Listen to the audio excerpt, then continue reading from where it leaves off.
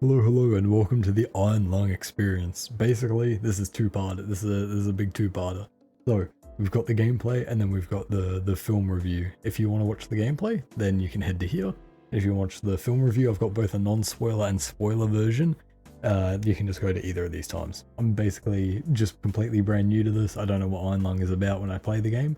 Got no clue about it. Same with the film, so you'll understand via whatever you watch and what have you. So hope you enjoyed. This has been fun to make, and I hope you enjoyed. So that's done. Enjoy. Yeah, take care and enjoy.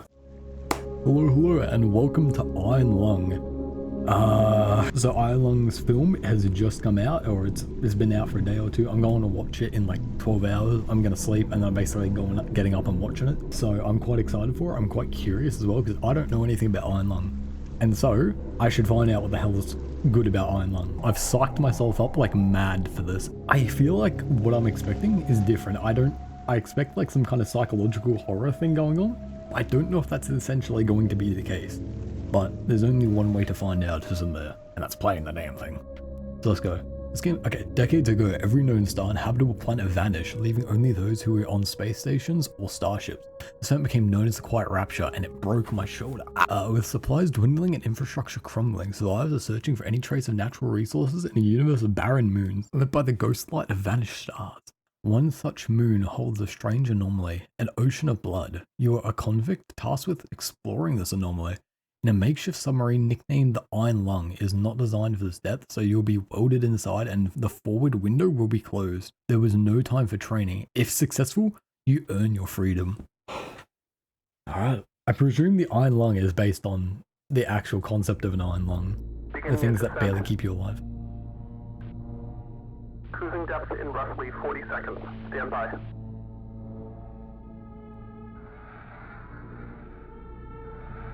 I'm seeing some voltage irregularities in the instruments, so keep an eye out for sparks or flames or anything like that. In this submarine.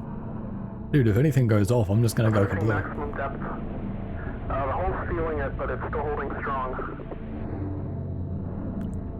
Closing porthole shielding. We're not even gonna be able to see anything. Is the entire concept that you can only hear, not see? You'll be at cruise depth soon, so refing and be careful. You're on your own. Good. Oh. Is the entire concept that basically? You can hear, not see. 2 weeks ago, we conducted an exploration of Moon 85 for the first time since the Quiet Rapture. In the discovery of a fourth blood ocean, a trench beneath the ocean's surface has several points of interest. Your task is to photograph these points of interest with the SM-13's forward camera. Photos must be taken within 2 units of the specified position and 10 degrees of the specified angle. You can also use the camera to help with navigation. Only photos taken at specified points of interest will be saved. Since you can't navigate by sight, pay attention to your coordinates and consult the map. The proximity indicators next to the sub-controls will trigger if you get close to an obstacle. Good luck. So I'm just bloody gunning for it? I don't like that. Help. Unknown quick. Save me. What kind of computer doesn't have a help function?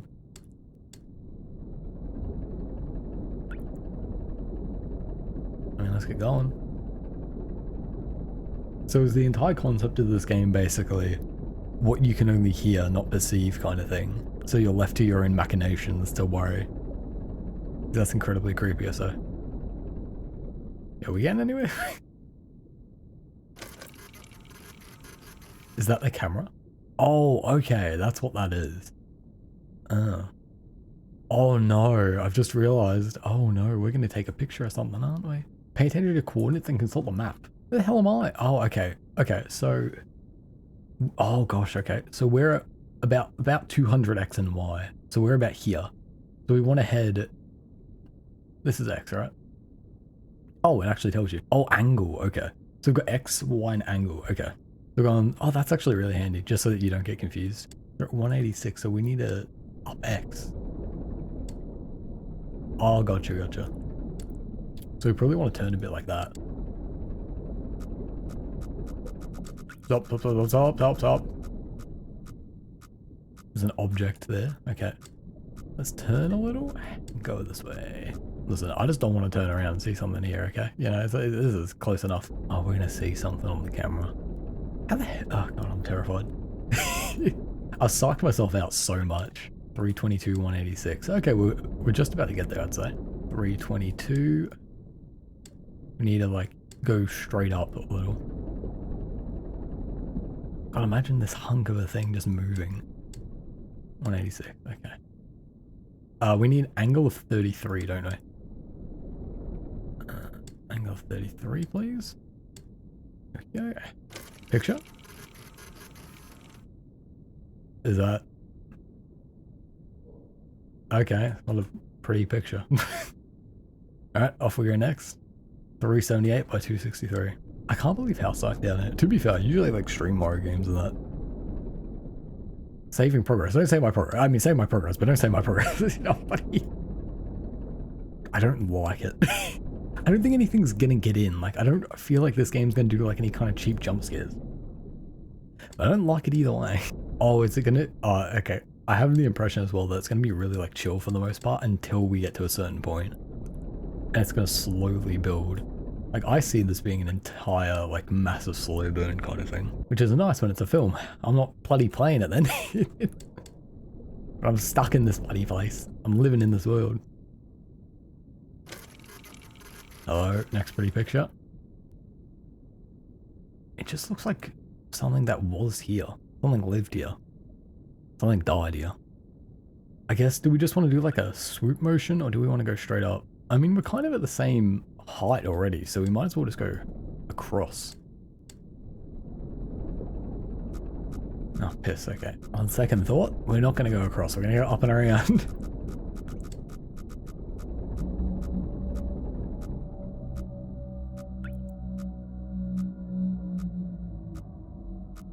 Theory? There's something down here. Another theory. I'm not safe. I'm in danger.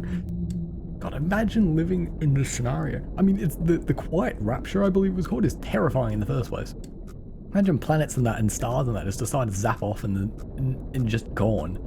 Absolutely just spooky as hell. Things that we take for granted. Just like you look up in the sky, oh yeah, it's something. Now it's not.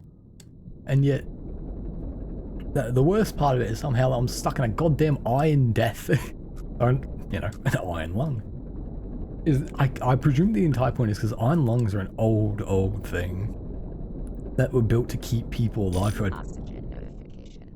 polio? Oh, we're actually like right there. I don't like how it sounds like this. It's just water, it's just water. What else could it be? Deathly massive megalodon fish? No. No.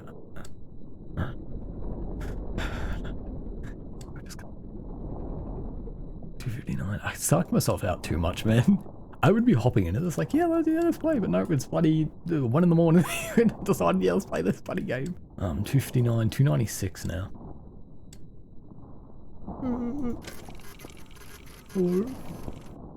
Oh, it's just some worms or tubes or something. That's tube worms even. That's the only thing it could be, yeah. No, we're just gonna start moving. Yeah, if I remember correctly, the iron lung kept people alive who dealt with like polio and that, and it was a breathing machine, but it looked so insane, and they never looked very well made. Like they were kind of put together almost, because I mean at the end as well, yeah, technology to save people and that, and the prettiness of it doesn't always matter. It doesn't always matter, you know. Oh. Crash into a wall. Oh, I'm just dead. I should have clicked new. I should have started. No piss. It literally clicked save, so I didn't. What if I like Alt F4?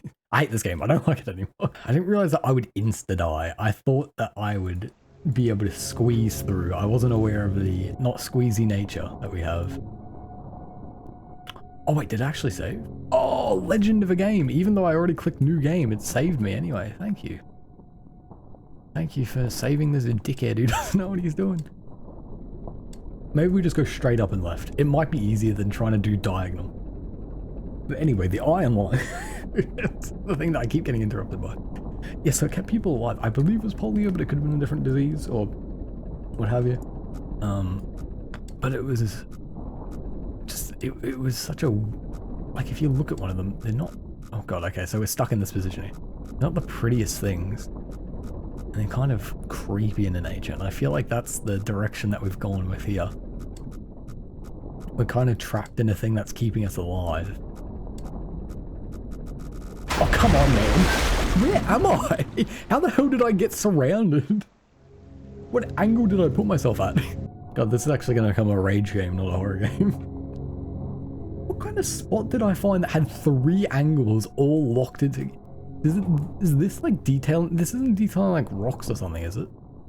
Now I just realized this is all one. No, but is this all one path that you take? Is that what this is supposed to be? Where am I? About 280 by 390. So here. Oh. Oh. Oh. Oh, okay. I see, so this thing hasn't actually saved yet, that's why. I didn't realize it didn't save to that point, so I've actually just been trailing off before I even technically completed one of these objectives. And 406. Boom. By 296. Okay, let's just quickly fix this, and then I think that the map's actually showing a path, like full up, so we're gonna follow the path this time. Alright, we got the funny worms. So I think I want to turn around and leave, because I think I'm crashing around here, which is now, in hindsight, pretty obvious as to why. So we want to come back down, which means that we're going diagonally. I need to like figure out exactly where I am is the problem. Because I need to get to, what, 325 by 400? Oh, so we need to probably pop up just a little.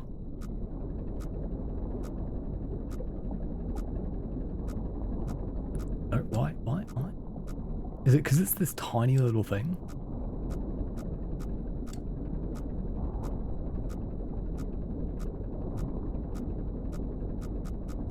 How close is this thing? 325 by 400. I can't go.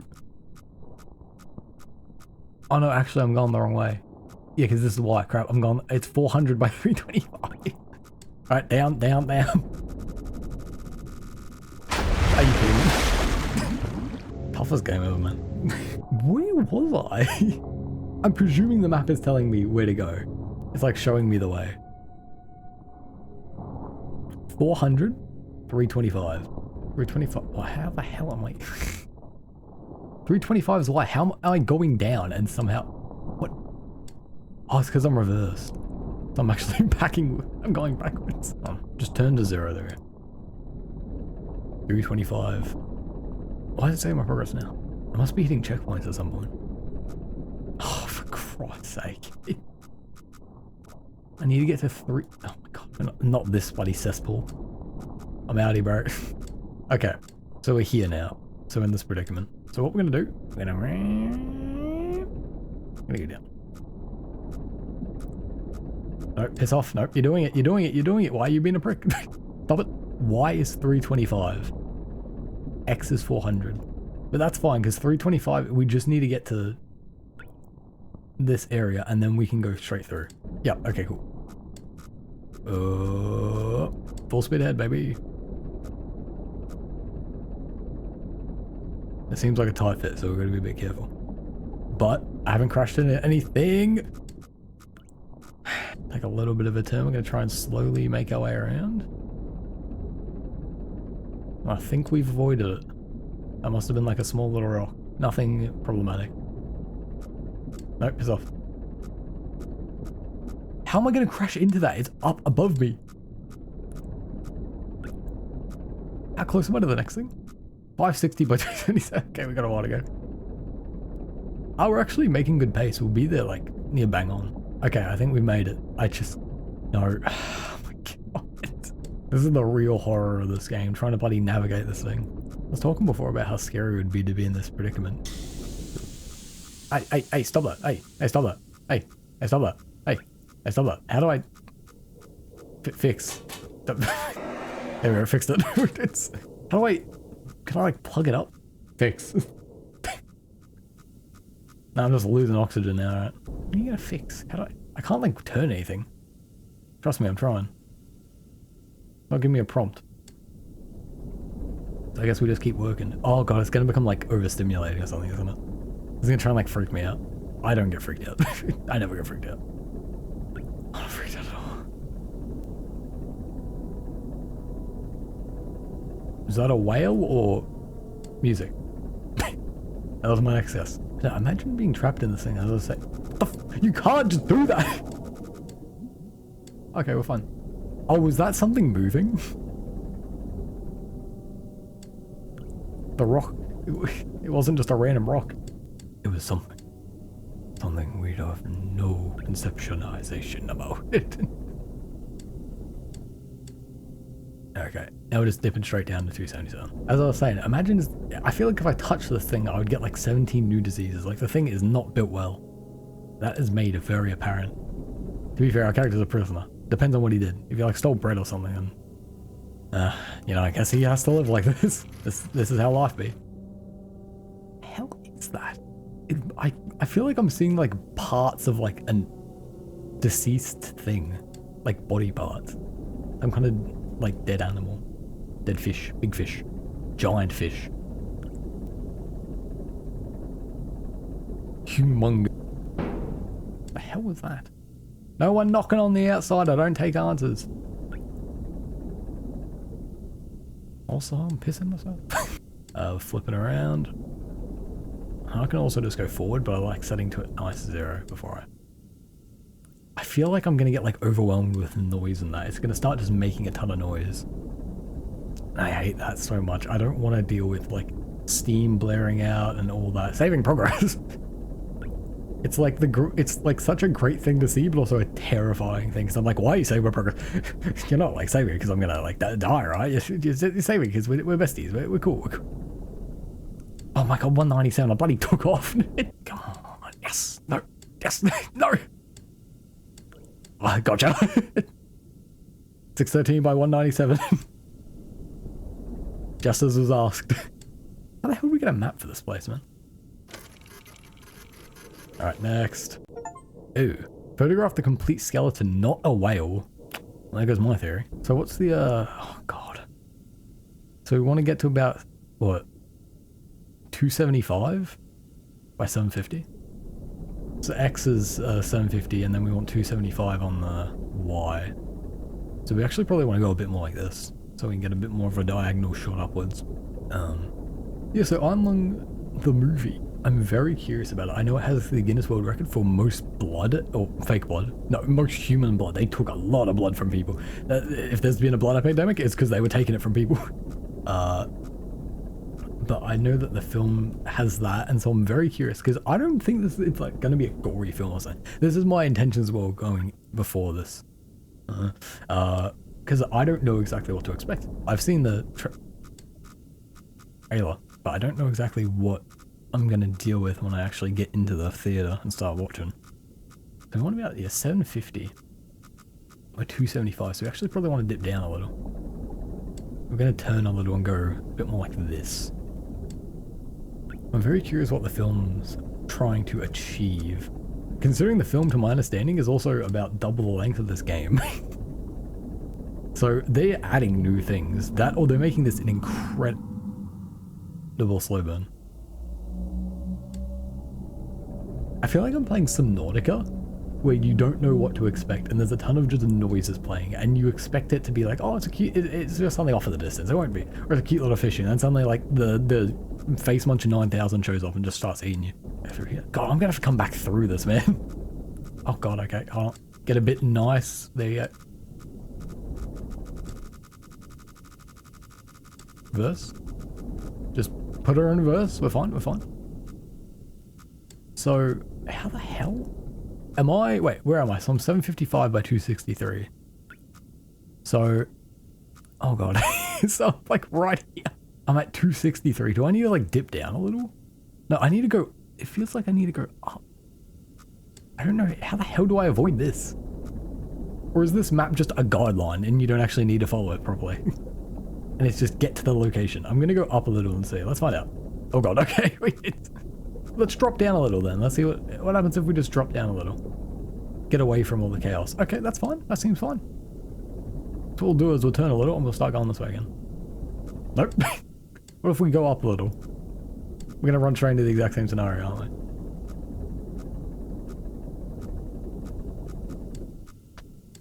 turn a little right, and immediately the bottom left. Yep. Oh wait, hold on. No. Oh, we can totally make this. This is crazy. I'm gonna move up a little more. Move up even more. Okay, I somehow got through this time. I don't know how, but I did. What is this thing? How big is this area that I'm near? Because I'm presuming this is one just wall. Bloody hell. Alright, we're getting 864 and then we're dipping down. I'm trying my best to like... The thing is like trying to do this and focus on it while trying to talk about stuff. Especially when it comes to like the film and that, I'm freaking out. I know, I definitely psych myself so much because I'm like, oh, the film's coming out. Do I want it? Like, I'm just making sure there's nothing behind me. Now we're good. Like the film came out, and I'm like, oh, I've been on a Markiplier binge more recently for the part. Ever since like the new year, I've just for some reason started watching Markiplier a lot more. I think I started picking up some of his Let's Plays on that at the end of last year because I never watched him too much. I need to get to like 258 on. Okay, 258. Oh, I don't like that noise. I'll talk about Markiplier in a second. He can wait. I'm sorry, Markiplier. I'm about to get murdered. 864 by 258. Alright, let's see what the hell's out here. Come on, pretty. Come on, beautiful. Where are you? Oh, the hell is that? Looks like either just a giant piece of wood or a tomb. Does this terminal work? Yeah, I'm sure they'll understand that. I don't even know what that is, man. I don't like it though, so we're bloody dipping. Thankfully, this is the only spot we need to go, so now we're heading up and then... Oh god. I will say that based off my impression, I'm probably going to like the film more because I don't have to play it, but also because I don't have to play it. Not just because I'm terrified, a bit terrified. I'm doing better now. Like, being in this situation, I'm like, okay, I see where the game is going. It could totally just, like, punch me in the face at one point, but until then, I'm doing pretty alright with it.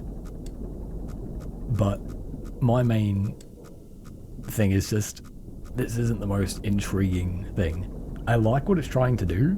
It's just, there's not much going on, eh? It somehow requires you to focus so much and so little at the same time. It's such a weird situation. Yeah, we're good. We're good. We're good. We're good. We're good. We're good. We're good. We can like spit. Okay. Alright, so we're back like here now. So we need to wrap around and head up there. But yeah, so I've been watching a lot of Markiplier. Not too much, but I've been trying to catch stuff here and there. What the hell was that? Let's take a picture, shall we? Let's find out. Is there anything out there? Ah, nothing. Okay, just as I thought. Anyway, I was just... I mean, it's a giant fish that's probably trying to murder me, like demon monster fish. So I think I don't expect it to get in. Unless it gets through the shell that we've got here. But I think I'll be alright for now. So where am I aiming for real quick? Sorry, the Markiplier thing can wait. 575 by 400. I've been watching this stuff and I've been getting really inspired by this stuff. I'll talk about this more because I plan on doing...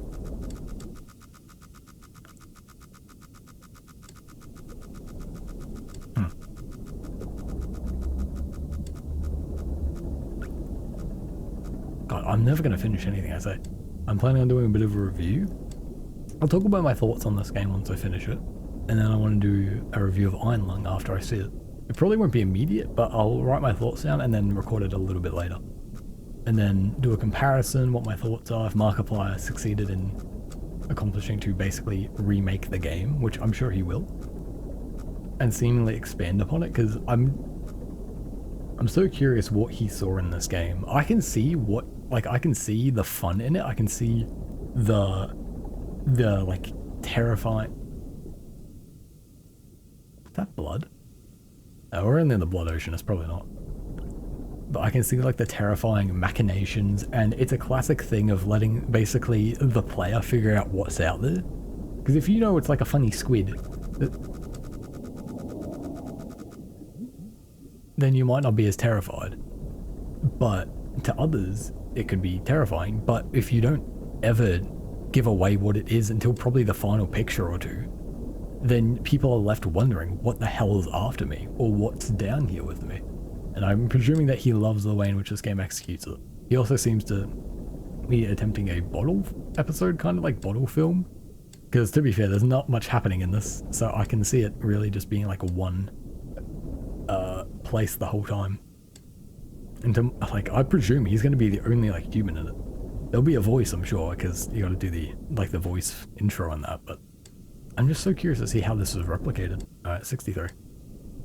Oh, so close to a fun number that Ben would have loved. But no, this is a horror game, so you don't get anything you want. Oh Jesus, that's a massive like spine. What the hell? I love it. I will say something that's cool is I'm realizing now that we're coming across the remains of stuff, and considering that there's something floating around down here with us, this is whatever happened to these things that have left their remains here now is because of probably whatever the hell's flying around out there, having some fun to say the least with us. Oh, we're actually nearly done. We've got 3 left. To be fair, it's a bit dodgy these last few, so, but we're getting there. Where do we want to head quickly? I'm just trying to make sure I get a good idea before I start talking. They're going for about 375, 550. So yeah, 375, 550. I mean, I'm just so curious to see how he executes upon it. I'm aware that talking about this, like, this will age immediately, but this is kind of supposed to be a bit of a double feature in a way, because I want to review the game, but I also want to... I'm probably going to talk about Markiplier in that as well, and his creations and that, because I find him incredibly impressive and inspiring. I think that he is such a unique YouTuber in what he's attempted to do with his influence and with and everything that he's been able to create. Like, I watched Edge of Sleep, and I listened to the podcast version, which is a show about people who die when they fall asleep. And then there's some other stuff. It gets crazy, but it's very short and sweet. And I genuinely enjoyed it. I thought it was quite a well-made thing. And it's something like, but then you have like In Space with Markiplier, a heist within that, and he does so much. Oxygen notification. That's fine. And he does so much work in this stuff. He makes so much stuff. Can I fix my oxygen, please? Fix no, okay. I'm presuming that terminal's there just to make you think you have a chance, but yeah, there's nothing. You're not safe. You're not getting helped. The only thing that you're stuck in, like the only person that you're going to be talking to is the giant fish monster trying to murder you. But he does such interesting works, and I love the messages that are conveyed in a few of them, and the effort he puts into them. Markiplier doesn't do a ton of projects, but he always puts like 110%, it feels like. 200% even, it feels like, into it, and it's something very inspirational. And he's got some bloody banger songs. If you haven't done listened to and done like a heist with Markiplier and that, you gotta. It's so much fun. He just makes he's so entertaining. He's just got a great general appeal, I feel like. He knows how to have fun and what to do, and I really appreciate him. I watched a lot of Jacksepticeye, and Jack does great work, and he entertained me for years on end, but Markiplier is just doing different things, and I really am impressed by what he's attempted to do. What the hell? When did this happen? What? How did a fire just combust on here? Oh my god, the embers are still here. Hold on, piss off, piss off. How did that happen? I talk about Jacksepticeye, the place goes on fire? Sorry, did I say you shall not be named? Okay, sure. I feel like I was supposed to hear a noise. Unless there was. I've got like half a headset off because I need to hear things, but in case someone breaks in a giant fish perhaps and tries to eat me alive. I'm watching you fire. But they just attempt different things. I'm presuming that, yeah, there's a couple of dips now. I feel like the place has gotten slightly darker as well. I am losing oxygen though, so maybe I'm just tripping. But unlike Jacksepticeye, Markiplier has just attempted a few different things, and that's not to say anything bad towards Jacksepticeye or anything. It's just that they have done completely different projects and attempted to do different things, and it's so fascinating. Like Jacksepticeye was in Dispatch, he played Punch Up, and it was a great job. He did great, and then you've got Markiplier now doing Iron Lung, and that, like, they're expanding their reach, which is great because they're very talented people, and I really enjoy the work they do. And I really like how these guys are doing things, but when they do it, they're putting in the effort. It's not something that feels thrown out, especially considering I feel like in today it's very easy sometimes to just throw something out based off name brand and let people trust you. But I feel like they always are doing their best, Jacksepticeye, Markiplier, and I feel like that echelon of YouTubers to always create something impressive and live up to the hype. And now what the hell's out here? Ew, that looks like a giant spider monster. I don't think it is, it just looks like more ribs, but 250 by about 660 actually. So we're just gonna bloody put her in reverse. You know, and I really like when they try and do stuff, but Markiplier especially, I love his stuff. In Space with Markiplier has some great stuff, just is so well made, so much fun, and has some great messaging. I really like the messaging. I won't fully talk about it too much, because I recommend and implore that if you have not, go and bloody experience it. Go and have fun. Because he does a date with Markiplier, a heist, and In Space, and they're just all fun, interactive YouTube videos. Something happens, and then you can pick one or two choices, and you go and do that instead. And you basically create your own storyline. It's so much fun. It's so well created, and it's just a joy. And it feels like such a well done passion project. Okay, we're gonna dip there. I feel like at this point I'm just doing like a podcast talking about this stuff, but I can't keep my thoughts straight. Welcome to the podcast where you play horror games while talking, so you just can't bloody keep your like train of thought. No, something incredibly. I just love how much Markiplier talks about, from everything I've watched of his, especially more recently, how much he talks about making things, just doing something, having fun and creating. I think that's incredibly inspiring, and it's something that I took to a lot last year. I think it was around, to be fair, the same time that I started like really wanting to get stuff done. I've been really into wanting to just make stuff. Just do something, you know, have a bit more fun, create something. I've got the tools at my disposal, so why not use them? And I've got a banger quote for later, when I do the review of the film, and I'll use it then, and it'll change your mind. What the hell is going on? There's a lot of noises. I'm hearing a lot of blubber, and are we... Oh god, okay. Things are going down, man. This is not the time to start doing a podcast. It's the worst time. No, I'm good. I'm piss off, piss off. I gotta focus, I gotta focus. Is the bloody place... Oh, that's probably nothing. I'm just shaking a little. Are we even gonna make it to the last thing? 576. Hold on, I gotta like turn it a little. I gotta get to like 180. One second. I don't have a good angle. Is there something here? Or am I just being crazy? Nothing's here. Nothing's here. Oh, anything here. I need to get a 576. Hold on a second. I don't like the noises I'm hearing, I must admit. Go piss off, man. If there's someone out there. Oh, speak now. Forever hold your peace. God damn it. Actually, don't speak at all. I don't want to bloody hear you out. Oh, let's get to... Oh my god, are we going to see it? Whatever the hell's out here. Or are we going to see, like, just remnants of it? Like, something that's, like, just barely in frame. Let's find out, shall we? Show us the pretty. Oh! That's it. Okay. Demon. Demon confirmed. Alright, let's back it up. Let's get out of here. It's hanging out with us and I don't like it. Personally, I just don't vibe with that style. You know, it's just each to their own. People were different in all kinds of aspects of life. And it's right to treat them and respect them with how they want to live and not judge them. Except I'm judging right now because I don't want to be around the squid monster. That's... Yeah. Keep going. Do not stop. Do not stop. Piss off, demon. Go, go, go. I don't like how there's no noise. Hello? Oh, that's actually worse. Holy crap, I didn't expect nothing to be terrifying. That's so well done. There's no noise. It's gone. But it's not, is it? Are you gone? Hello? I got chills. The thing is, I feel like I'm not the worst with horror. I feel like I can deal... Okay, we're chilling it. At least I can hear it. I don't think I'm the worst with horror. I feel like I can tank it decently well. A lot better than a lot of other people. I'm able to play horror games in the first place. I'm able to persevere through them and that. Something that not everyone can do, for better or for worse. But tension in horror and like proper like spooky horror will always do well, because when you just have pure tension and it's not just like jump scare central, it gets scary, terrifying.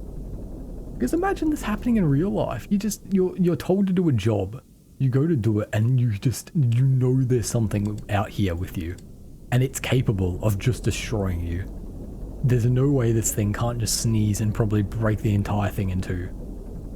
But it hasn't. It's just toying. It's having fun. Imagine being in this bloody thing in the first place. Imagine the sky and the planets and the stars disappearing. And now imagine dealing with this. Also, how the hell is Markiplier going to use so much blood in the film? There's nothing in here. Until the end, probably? Am I just going to get, like, blooded? Oh, well, to be fair.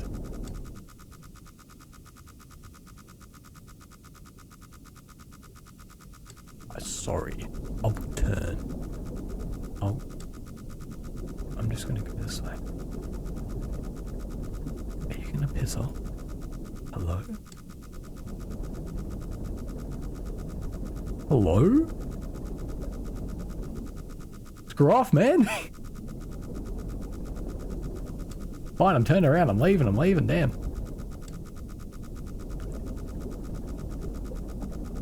I'm not leaving, am I?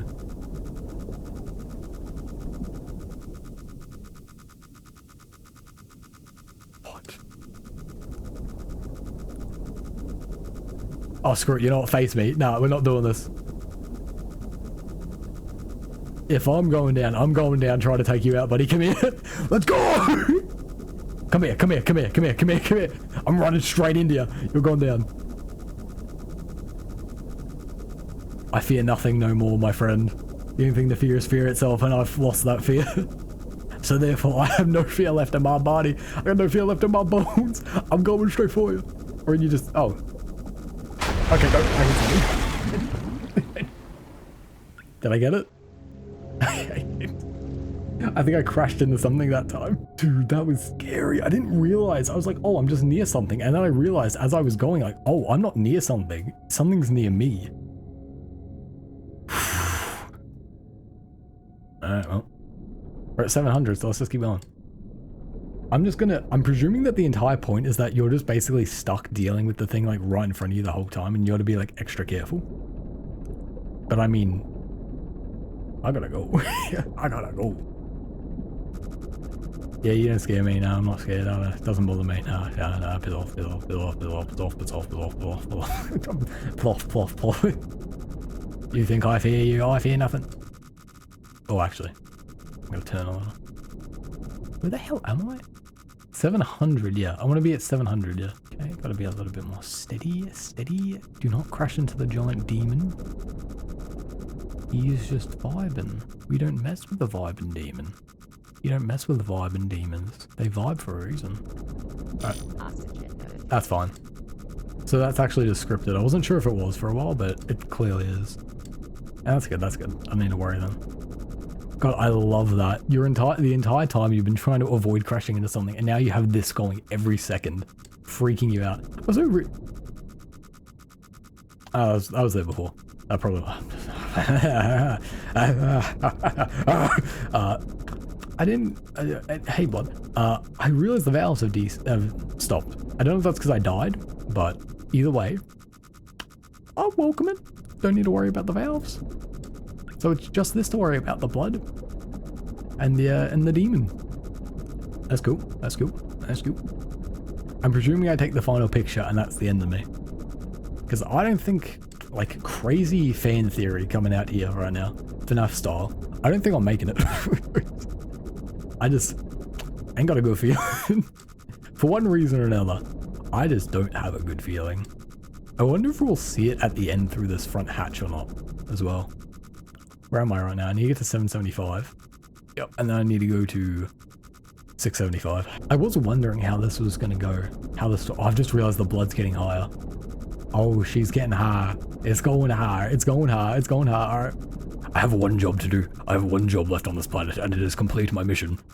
I must complete it. Turn. I wonder if... Wait.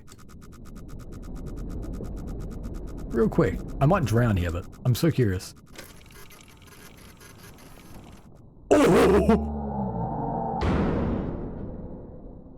I'm sorry. I didn't mean to. It was just a prank, man. I didn't mean to. Oh my god. I got a job to do, man. Listen, I don't get paid for this. I don't actually get paid for this at all. I'm not getting paid in the slightest. So listen out for a man in need. Listen, some people be struggling out here.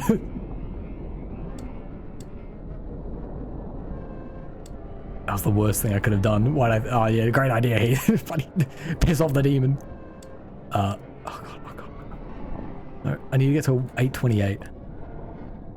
Okay, and then I need to go 675, so I need to turn a little bit more left.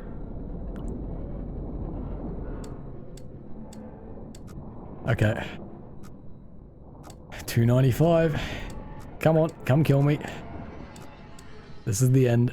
Oh, okay. Iron Lung.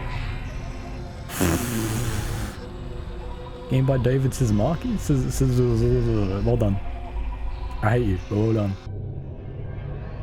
The expedition ultimately raised more questions than answers. Satellite images showed pieces of the SM-13 scattered all over the bottom of the trench, as though it had been torn apart by some huge beast. The wreckage cannot be reached at this time. No photographs have been recovered. The stars shine pale as bones. The moon is a lifeless corpse. Its ocean a gaping wound. The universe, what's left of it, is dying.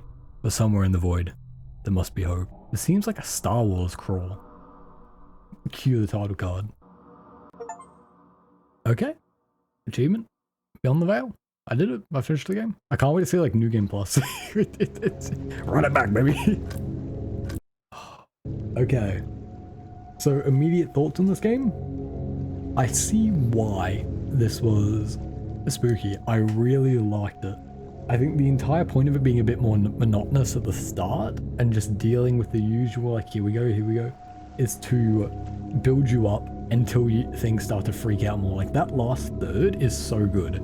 That's such a good build up into an execution. It's so creepy because you're already trying to like navigate through these tight spots and you're trying to freak out not doing anything. And I love it, just the realization of the beeping hasn't stopped. And then it's the realization of, oh, that's because something is literally swimming right in front of you. And then, oh, dude, I will say what leveled it up to like the next echelon for me was taking a picture. Taking a photo of it and seeing the eye right in the camera, meaning that it was literally probably holding onto the damn SA13. What was it? The funny 13. I can't remember the name of it, unfortunately. Memory not good. But that was so well done. That was so creepy. And just that whole chunk of it, like chasing after you, it seemed like. It was always like hovering around and then suddenly nothing. Just a bang and nothing. And then you realize like, oh, it's just vibing. He's just vibing. He's just there. He's just hanging around. It's so well done. I can see why this was made into a film. I don't know how the hell this is 2 hours long when the film comes out. Is it out? Like I'm gonna go watch it later. I don't know how the hell it's 2 hours compared to the not even 1 hour of this game, and that was with multiple screw-ups. I have no clue how they've done that. Now Mr. Markiplier has done that, but I'm just so curious to find out. Well done. Though this is such a fun, creepy game. I really enjoyed it for just the shortness of it. It's so good. Just that nothing. Just the normal need, like here you go, and then slowly the valves go off and the blood, and then oh, so well done. I'm gonna check something real quick because it says look at the note that was left. This is not an expedition, it's an execution. They put you in here, they don't want you to return, and even if you do, and even if they keep their promises, what freedom waits for you? A few dying ships and a sea of dead stars? There is still hope, it lies beyond the veil. Hope in this void is as illusionary as the starlight. I will choose to breathe my last tear at the bottom of an ocean, unseen, unheard, and uncontrolled. They will get their execution. I will get my freedom. Spooky. Alt F4, quickly, get away from the demon. Hey, just before the outro here, I'm going to quickly jump in and just talk a little about the extra stuff I didn't know about. So first things first, that was a bit fun to learn about, is that there was another submarine before this one that we are in. So we're in the SM-13, but there was one called the SM-8, which wasn't a burner sub that threw people around, but seemed to actually be a proper sub built with people to help out. Like that, we're going to have scientists and that to figure out what the hell is going on here. and you can find the sub in the game. Now, I didn't find it because it seems to be a certain location that you just can't see, or at least you have to like find it. I think from what it seems, I'm looking at their coordinates, it seems like it's around the exact same kind of point that you end up dying. So it's very possible that if you just take a picture at that point, you'll find it, which is really cool. And it's just a bit of a thing. And there's a whole terminal talking about how this was not supposed to be a problem and it was supposed to be built to survive anything, and then it died. So that's something that I definitely think that if I knew about or saw, I would have been like, oh, that's even creepier, that this thing that was built for war basically to take on anything got absolutely demolished by good old friendo. I think if you just type SMA into the thing, it shows up. So that's what the other thing was, which is now cool to know about. Like, oh, that's what it was. That's what the terminal was there for. It wasn't just to take the piss and scare you. So if you go SM8, there you go. There's a local database. Be sure to update before each descent. Last updated today. Entry the SMA. Hopefully they don't redact this before updating the database, but what most people don't understand is that not all the subs are built equal. The SMA isn't a burner sub. It really is for exploring and surveying blood oceans. If they send you down in the Iron Lung, they don't give a plop if you come back. Or if the sub comes back because it's a pile of garbage and you're a piece of blood. You come back down with photos, great. You sit down there and suffocate quietly, even better. But if they send the SMA down, one of our scientists is piloting and they all expect them to return. And now the SMA is in the blood ocean in pieces. No, not hit a rock pieces or sprung a leak pieces. It looks like something tore it up. This thing is that nobody else seems surprised. We might have found the first planetary life since the rapture. They're acting like it's no big deal. I know you're next in line for realization in the Iron Lung, and usually that means you won't be seeing the stars again. But that you don't have an SMA anymore. They usually have 3 burner subs and a lot of curiosity out of 5. And maybe that means you have a chance. Clearly not.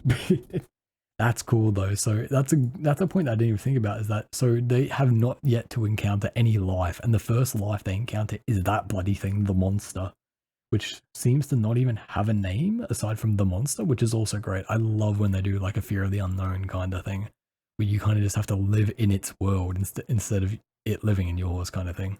So I'm just having a look. There's 2 achievements I didn't have, and that was the SM8 and the final anomaly, which it seems that you can actually just get random, like you can just pick to go to the final anomaly instead. So you have the entire build for it instead, which is quite cool. I really like how the entire build for the anomalies is going to happen regardless, and you can go to any spot you want. It just depends on which spot you go to. But yeah, I thought I'd just come in quickly and talk about that and the extra details that I might have missed and now I know about. Yeah, thank you. And yeah, back to old Heather. But yeah, so that is Iron Lung. This is the first part of it. We're going to be, just after this, going to be heading straight into a review on the film. It'll be my thoughts on the film basically straight after having seen it. I'll have my thoughts written down and I'll figure it out and then I'll record it. And then it'll be a bit of a combination of what I thought. It'll for the film as well, it's going to be a non-spoiler into a spoiler. I'll just elaborate in like a quick couple minutes what I liked about the film in non-spoiler territory, and then go into spoilers, and then compare it to the game, and then see where we are, because I really enjoyed this. I thought it was really well done. I don't know what to give it out of 10, because it's such a, with horror, it's very different. A lot of the game you experience is to build up to something. I think for just general like fear and like the build up that it did and the way that it did things, I would give it like a 9 out of 10. I don't know what I'd say to improve upon it, but I feel like there was like a tiny sliver of horror that I could have been added onto. Maybe if it was just like slowly seeing the creature or something, or it being more like intense earlier on, I'm not entirely sure. But either way, it was still phenomenally well made. And for not even an hour, it was able to make me understand what the game was going to be about, teach me about a world, freak me out about the world, and then freak me out. And I think it did a great job with that. So claps around. I can't wait to get to do this. But yeah, that's then done. I hope you enjoyed the gameplay section, and I can't wait for you to hop over into the film section if you want to. If not, it's been a pleasure having you then. And I hope you enjoyed. Thank you for watching. Yeah, thank you all for watching. Thank you for being around for this. It's been bloody lovely, and I hope to see you all at some point, whether it be in the next section or in another video or whatever the hell. But until next time, take care everyone, and peace out. Hello. This is the movie review, non-spoiler and then spoiler. So I'm going between. Let's pop straight into this. What do I think of the film overall? Really good.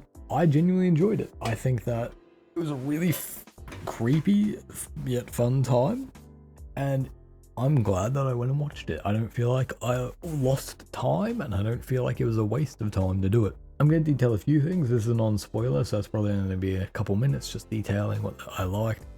First things first, cinematography is great. I really like the cinematography. I think it's a really fun shot film. It's very different to more traditional stuff, but obviously it's very indie as well, incredibly indie, so it makes sense, and I really like how it's shot, and the VFX in that are great. It's very well done in that aspect. Then we move on to like the acting. Monsieur Markiplier, he does a good job, a really fine job. Like he's a pretty good actor. I don't think that it's bad in any capacity. Like I've watched a couple reviews on that, and some say here and there, I feel like maybe in the beginning it's a bit lackluster, but I feel like he's warming up to the character, and you've kind of got to get to learn where this goes anyway. So I feel like once it gets into it, he definitely gets into it. That seems to be the main precipice of the entire film, is once it starts to get going, it starts to really hit. The thing is, this film is incredible slow burn. It really takes its time. It's 2 hours. The game isn't even an hour, and this uses its 2 hours to take its time, let you go through everything and get used to it. It's very similar to the game, except it does expand upon it, which I do like. But yeah, there's not just Monsieur Markiplier. There are other characters who I would just say do a great job as well. Yeah, I like the film. Is there other things? There's a lot of blood. There's a lot of blood. If you don't like blood, you're doomed, but there's a lot of blood. But it's used surprisingly well. I was expecting it to be a bit more overdone, but it does pretty well. And yeah, I feel like the main thing is that this just expands upon the game.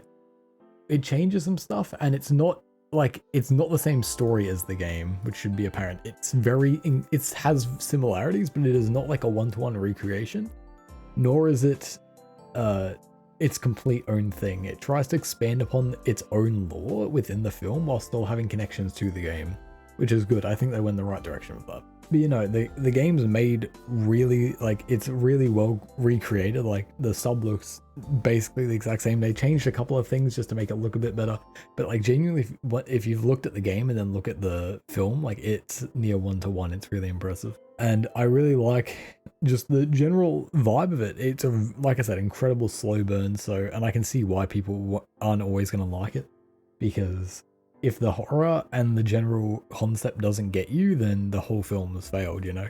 Which I guess you could say for everything. But I just feel like overall, the film was really fun, and I think that there was some good stuff in it, and some really fun stuff. But overall, I'd say, like, I'd give it like a 7 out of 10. I enjoyed it. I thought it was pretty good. I didn't think it was anything exceptional, nor did I expect it to be. This isn't, you know, like, I like Markiplier. I've watched the stuff, as I mentioned in the gameplay, but I didn't get overly enthused and go like, oh my god, it's Markiplier's movie, I have to like it. I'm like, if I don't like it, I don't like it. And there are things that I feel like it just didn't reach, and I feel like the script might have been a little wonky. Like, I think it's mainly just that beginning portion, but I feel like that beginning portion, just like the game, is there in the first place to set you up to actually enjoy the rest of the film and what it tries to offer. So yeah, overall, if you've thought about watching the film, watch it. This is probably going up before the film, when the film stopped airing everywhere, so too late, but you know, I enjoyed it either way. If it comes out on streaming or something, or he chucks it up on his YouTube, whatever, then yeah. But it's good stuff. I do enjoy it, and it's number 1 at the moment. At this very moment, it's the second of the second. So at this very moment, it's currently still number 1, I believe, which is sick. So congrats to Mark and all that. And yeah, sorry for the blood being random, by the way. Yeah, so good film. If you go watch it. Alright, but now I'm gonna head over into the spoiler territory anyway, so if you don't want to get spoiled, don't, just stop, leave, go away. But if you do want to get spoiled, then let's hop on over. It's not a very fun transition. Hi, we're in the spoiler transition territory now. So, I've got a lot to talk about. I have been, for the past few hours, well, I've been watching YouTube videos for the past few hours, but before that, I was watching YouTube videos about this. I was researching, because I wanted to make sure that I actually understood what the hell's going on, and the story of both the film and the game, and what it's trying to adapt. Because something I didn't mention in the non-spoiler territory, but I should have as well, is that, at least for me, I didn't always hear everything. I think it may have just been a me situation with the, not my ears are pristine, but I think that it was more a situation of just where I was in the theater or something. I couldn't always hear everything. And so I don't think I missed anything crucial, but it definitely was annoying when I'm trying to listen for something and I can't tell. And I feel like that might be partially on the film and it's not just the theater, but I'm not entirely sure. Let's get into the spoilers. The blood's going to be going on and off because I got to look at my notes, but we'll go from top to bottom. So first things first, we'll go with the acting.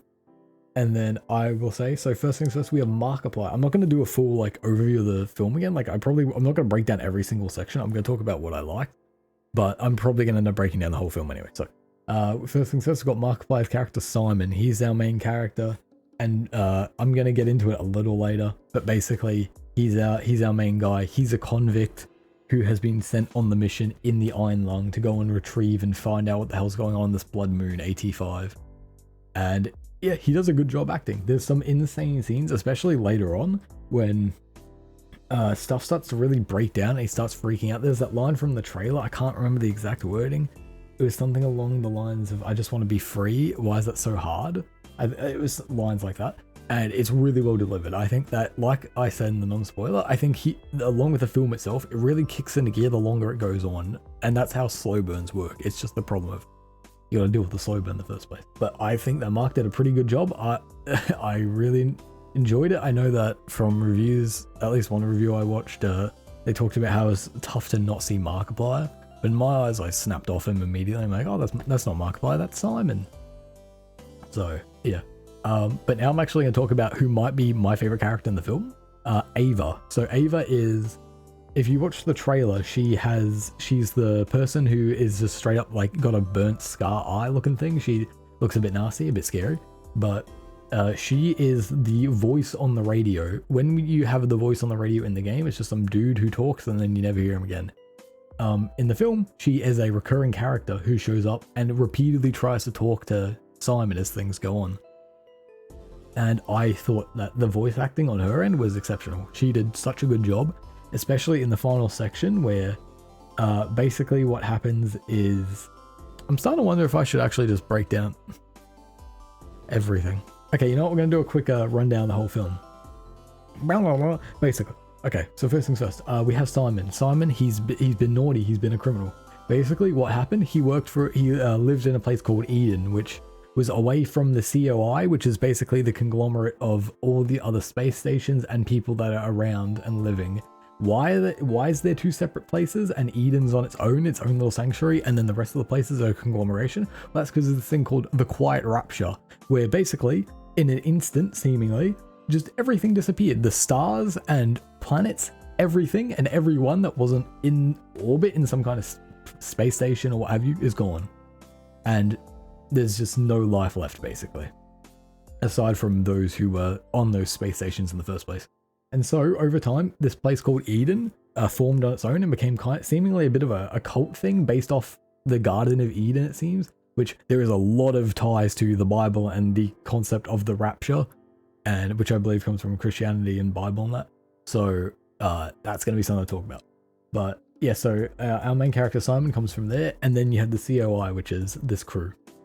Now, Eden, they're a bit crazy, and basically they were in a cold war with the COI, where neither of them moved on each other because they didn't trust each other, but they didn't want to attempt to damage each other. However, one day Eden does make a move for seemingly supplies. I don't think it's ever explicitly stated, but you can take a guess.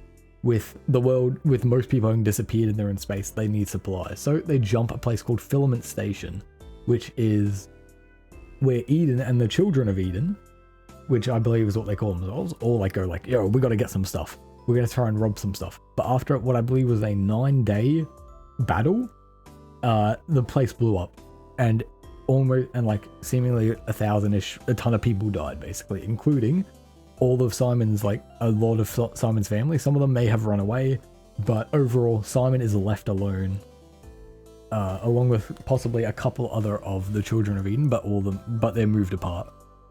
And he is placed into the convict realization program, which is where he starts the film as we do in the game, where basically you're stuck. You are now going to do the dirty work, and it's basically a labor to get your sentence cleared. However, they don't ever expect you to survive. So Good luck getting your sentence cleared. Yeah, so Eden attacked Filament Station, blew it up. Simon gets placed with the blame, along with possibly a couple others. This, I don't know if it's ever explained in the film. It's based off the game, but from what it seems, Simon is basically... Because Simon is not also supposed to be our character from Iron Lung, the game. They are two different characters.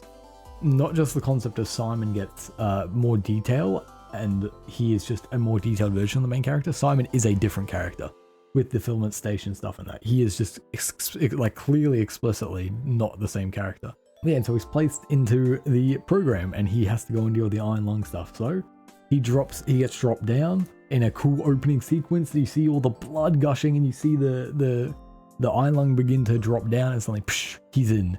Here comes all the hell. He starts to learn how everything works. He starts to talk to Ava, who's on the radio, and David, I believe, who is voiced by Troy Baker, who you might know as he's been Batman, and he's been a lot of stuff. He's very well known for voice acting.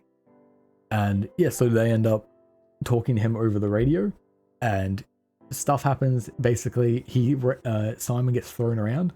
He reckons there's something down there. He also finds some remnants of what seems to be a skeleton down there. And so they want him to come back up. They lift him back up and oh my god, you get to see human beings.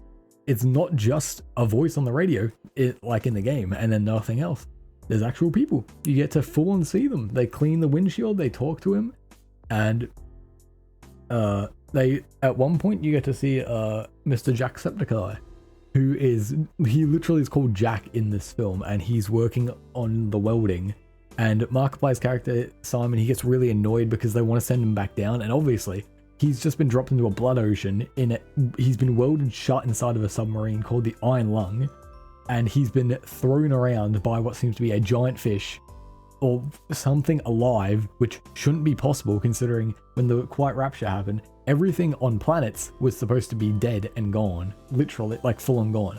However, because these blood moons spawned in basically after the Quiet Rapture, and it's not apparent as to how they showed up, they just popped into existence. The COI wants to figure out, like what's going on here, and so that's why they're doing these drops in the first place into these blood moons, to try and find out if there's anything down here and how they can maybe help save the few, like 1,000 people left. There's not many. And so they basically say, hey Simon, we gotta send you back down. We've got our orders, we need to send you back down. He gets pissed off, he hits the camera, which shoots out and blinds all of them, and it turns out, which, it makes sense. It's actually an X-ray camera radiation thing. It shoots out X-rays and is a camera. It's not a straight up camera, because how could you see in a blood ocean? And so he basically kills Jacksepticeye. He doesn't actually, but he causes the dude seemingly to have an insane amount of radiation, and we just hear on the radio throughout the film them talking about him and how he's probably not gonna, like, he's not doing well, he's probably not gonna make it. Along with seemingly the other two, Troy Baker, who goes by David in this, and Ava, but they seem like they might be a bit more right because they were further away. But that also explains how the camera works, because I don't think it's explained in the game. It might, but I don't know for sure. Either way, they drop him back in and they give him an attachment to the front of his Iron Lung to collect a sample. So he has to ram into things to be able to collect the sample. He does so, and after some craziness, and then eventually, I don't remember. I'm gonna be honest, there's a long stretch at the beginning of this, and I don't remember too much what happened. I tried to search up, like, things, but I don't think many people remember either. We'll jump ahead a little. So he collects it, and he tries to get back out, but it's not working. And then I believe that he gets attacked by something, and he goes flying. He smashes his head on a wall and seemingly gets a concussion, or he's like damaged. He wakes up and he is in the middle of nowhere now. He does not know where he is. He's still on the blood moon. He's still in the blood moon. He's still in the blood, but he doesn't know where he is anymore. And so we spend a good chunk of time with him undoing the cover, trying to fix the entire system and get the black box and like look at the black box so he knows where information's stored and all that. For wink wink later. He ends up fixing everything and popping back up. And he also learns of the terminal and all that because he finds a note that says like, hey, cross the wires. And it seems that someone is on the inside trying to help him out a little on that, which helps him with the terminal for later as well. And so he ends up working. He tries to find his way out. Things are not looking too good. And I'm just going off memory, so I don't know how exact this will be. But eventually he finds, he also comes across just a dude. There's just not a literal dude, but he sees a monster and it's just vibing in the camera. And so every time he takes a picture, it slowly backs up and it disappears. Now, we don't know exactly what this is, but I believe it is in the game. We see its skeleton in the game, or what might be its skeleton. Now, that's a fun thing to talk about with the game as well, is that the bones of everything might very well not have been bones, considering we learn it's a radiation X-ray camera. So it's very possible that we just saw other fish like chilling out and they just were vibing. But that's a fun thing to think about for the game as well. But yeah, so basically, he finds that dude, the creature, and it takes off. And during this time, he's starting to freak out a little. Simon, oh mate, he's starting to lose his mind a little. He's randomly seeing people who aren't there, like burnt people and like spooky things and that, and it's not looking too good. And it's quite creepy. As time goes on, he's freaking out and he's beginning to think he's trapped, when suddenly he hears a voice. First, before that though, just a little bit before that, he runs across the SM-8, which, if we know from the game, is basically a sub that came before the Iron Lung, which was just another version of it basically, that also was destroyed. However, that's what we're led to believe, until we learn later on, just like in the game, that it's actually supposed to be a proper vessel manned by scientists, and it's not supposed to be able to die and break. It's not built to fall apart like the Iron Lungs are. Like, those things are made to not be broken. And it's even a fun thing, because near the beginning when Simon's opening the book and he's looking through the pages and trying to learn the stuff, at one point when he opens the book it says welcome to the like SM-8, but then it's crossed down, it says 13. Trying to like, oh yep, there's the book for it. Like, oh, that's a fun tease, and then they actually show it later. And so the SM-8's there, and now our character Mark Simon, I'm going to be referring to them as both. They're the same person though. He's freaking out a little. He's like, oh, why are there people down here? And then he hears the recording, and then like he's able to like get a connection to it, but he's not able to get the authorization. He's freaking out. And he's like, what's going on? Why is there another one down here? I thought I was the first. They told me I'm the first one down here, which wasn't true. There's probably been multiple Iron Lungs and there's clearly at least one more vessel, the SM-8 that's shown beforehand. But yeah, so he gets connection to the vessel though, but he can't get in properly. He doesn't have the authentication. And so he's worried, but he is able to get some of their pictures, and he sees that they were, struggling. There was something here with them. And so he's not doing well. And eventually, a voice on the radio shows up and starts talking to him, and they basically start telling him about the light and where to go, and how they were struggling, but they think they may have found something that caused the rapture or something to help them. And it's this light that he needs to go to. And so obviously Simon, he hasn't talked to anyone for a while. He's been knocked out, he's been beaten up, and now he's stuck in a blood ocean with seemingly everything that wants to kill him, or nothing. You just don't know. And so he believes them. He's like, all right, voice on radio, you sound like my bestie now. Tell me where to go. They tell him where to go, and eventually he begins going. And eventually he actually makes it to the light that they were talking about, and he sees it. However, it's not... Going to a light isn't the greatest idea. And as we learn, Mark Simon, he goes up to he gets annoyed, and he goes up to touch the wire of it to pull it down, because he thinks he's being screwed with, and he realizes, oh, it's not plugged in, it's broken. And so this whole time he's been talking to no one. And what's great is that you can tell immediately that he's gone crazy, and you don't have, and this reveal doesn't is a big oh no, he's gonna find out. He's he's been crazy for a while, because there's a light that blinks on the little box that talks, and it's a little light that goes off when someone talks, and the light never goes off when the voice talks. But when David does, that's when the light would go off. But he hasn't talked to them for a while, and so it's just the voice, but the light never goes on. And so eventually he goes towards the light, and the light, some trippy stuff happens. I'm pretty sure at some point, I don't know exactly, but at some point he sees the eyeball. It seems to basically be the shot from the game with that eye that's looking at you, but it's in the front window, because he hasn't been able to close it yet. Because usually it's closed, but at one point it gets opened because of some difficulties in that.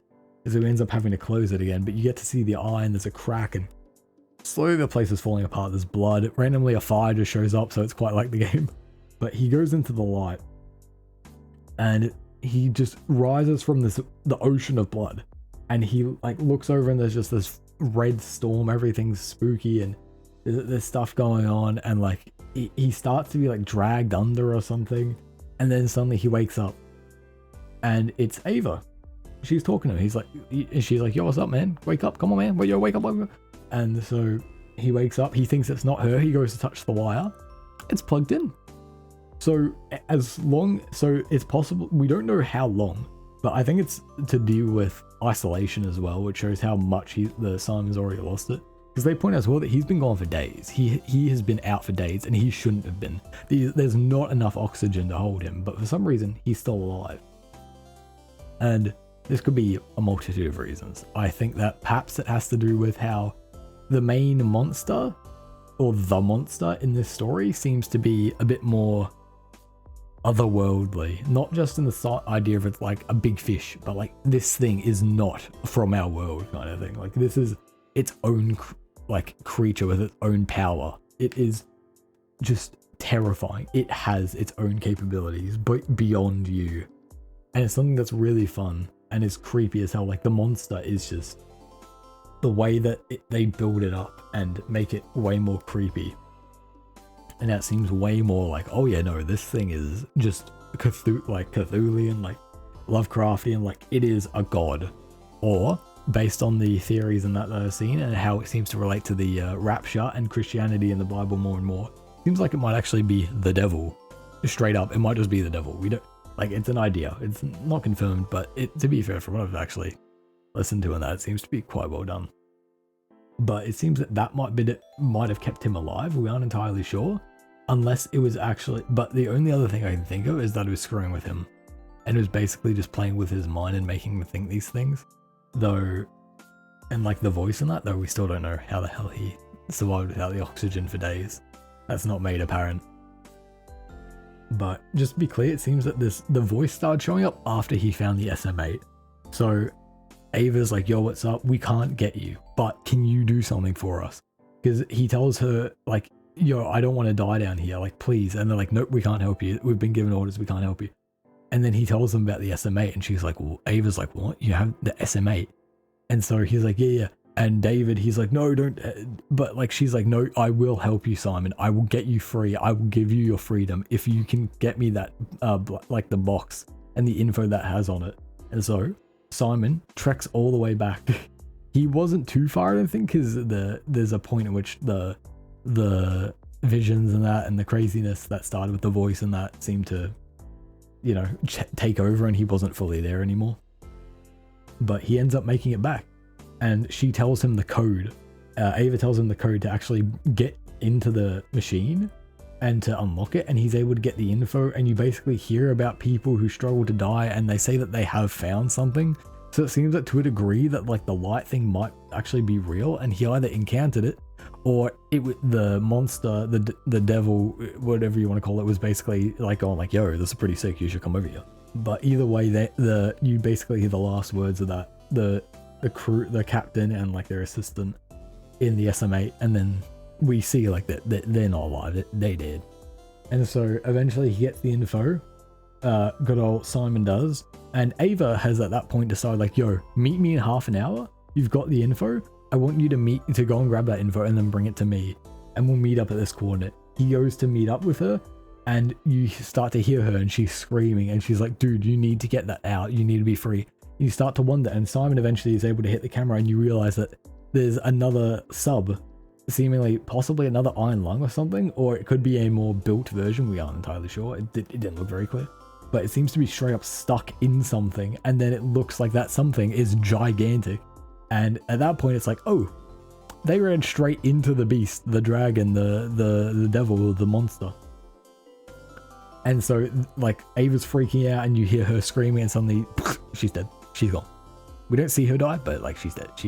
I think you do see the broken thing after the sub afterwards, and like she's dead, she's not gone back.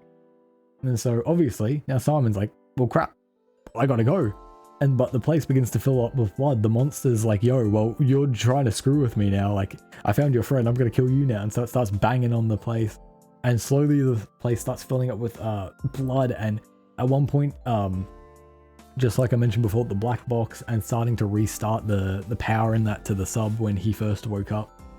Simon has to now go back under the floor and crawl through just an insane amount of blood, like nearly drowning kind of blood. Like, and he is in like a small crawl space. Like, he is straight up like crawling in this blood as it slowly fills up, and then he begins swimming in it. He gets free the box, and then it's filled up enough that like the vent and like the grate that he was in that has filled up completely, and it begins to puddle outwards.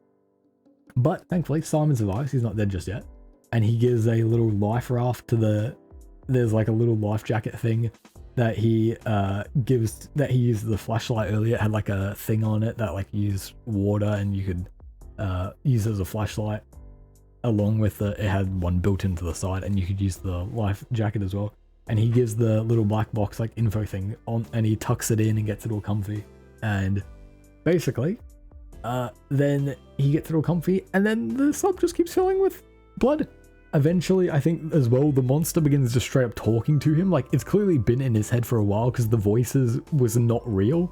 And it turns out, yeah, no, he wasn't imagining that. Like, he wasn't going crazy. Like, it seems like it was the monster just going like, yo, let's do some funny stuff. Let's screw this guy. Oh, but possibly as well just trying to get him into an open area to kill him. And so it starts making noise. It starts screaming at him, calling him, like yelling at him and that. Simon ends up just going full speed and tries to ram into it. It works, but the thing just starts bleeding outwards, and it starts covering the sub as well. Because even though it's got like the cover on it, it's not working very well because the sub's not very well made. The iron lung's not built too well. And slowly the place just gets filled up with more and more blood. And as our main man is trying to survive a bit more, he gets like thrown to the side, and suddenly his arms are covered in vines. Like, it's attaching him to the sub itself. It's trying to make him be a part of it. And so like he's breaking free, but like he's ripping himself, like the blood's corroding him. Like like it seems like he's just bleeding. He also seems to have a bit of radiation because the camera might also, I think the camera also does radiation inwards. So he's been slowly not just like getting corroded a bit by this blood, but boiling himself basically, and getting actual boils on his skin and that. You see earlier he takes off bandages to cover some blood marks and that, and it's become boiled and that. It's like, oh, this doesn't look pretty. And so he's breaking himself free. The place is filling up with more blood. It's just blood everywhere. There's noises, bangings going all around. He's freeing himself, and then he gets caught again. He tries to free himself, and he just can't get free. And he eventually he pulls so hard. His entire, from like genuinely like halfway to the elbow. And I don't mean like I mean from your shoulder, like shoulder to elbow area. Halfway between there, he rips the entire bottom, like the entire arm downwards off. Trying to get free, trying to like charge it again or try and do something to get free. And it just doesn't, and you know, he's free, but he's missing an arm now, and the thing's filling up more, and he's like, no, I'm gonna die. And then he dies. It's like, I think I'm definitely missing a few details, but like, no, he's dead. He's gone. Simon ends up definitely drowning, and I think that it even shows the thing like blowing up. Oh no, because then it shows to an outer shot as he's like drowning, and like the sub's been filled by blood. Like he is in the blood now. He's going to drown in blood. And then you just see the shot of something begin grabbing the sub, and it just keeps zooming out, and it just keeps getting bigger. And there's this giant thing that encases the screen of just this monster, which is, you know, the monster, and it just breaks the sub. And then it all goes black, and it's like, well, he died. But there's a nice ending, because we see at the very top of the blood ocean is the box floating that he put into a vest, and it begins floating, and then there's a light that shines on it. And it's not like the light from the vest, but it's an actual light from seemingly some like vehicle or something driving over and go like, oh, look at this thing, and turn the lights on. So it seems like it wasn't in vain. The information, unlike in the game, in the film, it's not in vain, which is cool. And that's kind of the main rundown. So now you know, and there's probably some things I've left out, and I'll talk about them or so. But yeah, like this, you can see what I mean. Like in the beginning, I don't remember very much, but it just gets gory and brutal. And it's like, it's insane by the end, man. But yeah, so now that we've done that. Let me quickly break up and talk about. I'm breaking up. Let me talk about the story a little. I've been talking for a while already. So we've had the camera thing. We've done the Eden, the light, which seems like it might just be some kind of freedom of that, but it could also just be a way to get yourself killed. Something that's brought up, which I think is a really fun concept, and it's never confirmed nor denied, is if the quiet rapture is real. Because at one point Simon's talking and he's going, what if nothing else disappeared and we disappeared? And it's more the idea of, because to be fair, he makes a good point of like, how the hell does every star and planet in the solar system just poof at once? That's not really, that doesn't just casually happen, you know? But at the same time, it seems like it just might have. But it's also a possibility that they just teleported into a completely like different place, which could be purgatory, which seems to be a theme. However, I think we're going to go with the idea that the quiet rapture actually just did happen. Everyone who was on a space station, every star and planet was taken. And I really think, because we're going to break that down a bit more, but I also like just brought up the idea of how much of this was real, because it seems that in this blood ocean, if the monster is like the devil in that, it's really just screwing with everyone that goes there. And it seems like, especially based on the game, it seems like it's conscious enough to know like what it's doing and it like what to do to screw with people and that. So it's very interesting. Like, what the hell is this thing? And again, I'll break down a bit more because I'm trying to go over some more general stuff and then we'll see. But I like the idea of just wondering how much was real.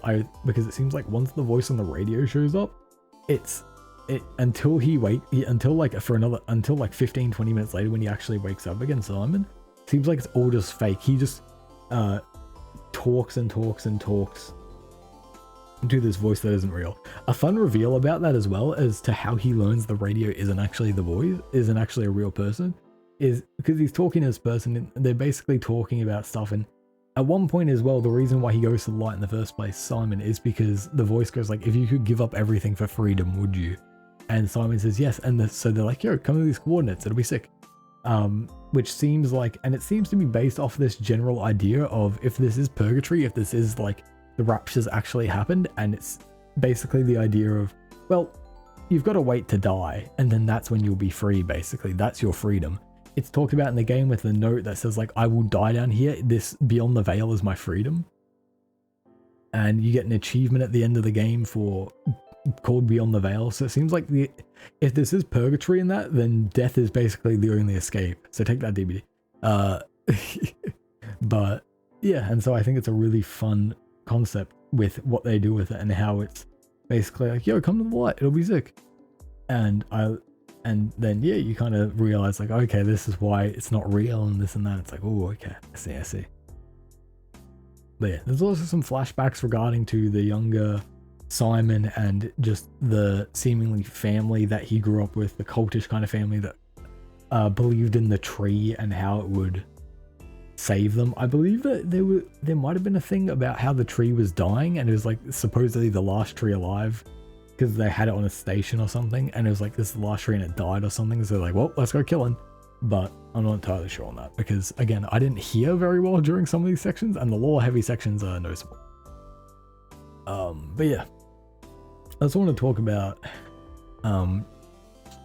like I've talked about a lot about the game and the film and that and what's different, and I think that they do a lot of similarities and differences that work. Like because when I talked about this, I'm like, I wonder how it's going to go 2 hours, and I think it's a big slow burn, so that's why it feels like 2 hours. And the way in which and that at the beginning it's kind of boring, but I think the entire point is to set into that monotony and getting used to the rhythm, getting used to how everything functions, and then something happens. Okay, we get used to it, something happens, and then everything begins to go so far off the deep end that you can't get used to it anymore, and you have to live in the moment instead of like getting to get comfortable with just something happening.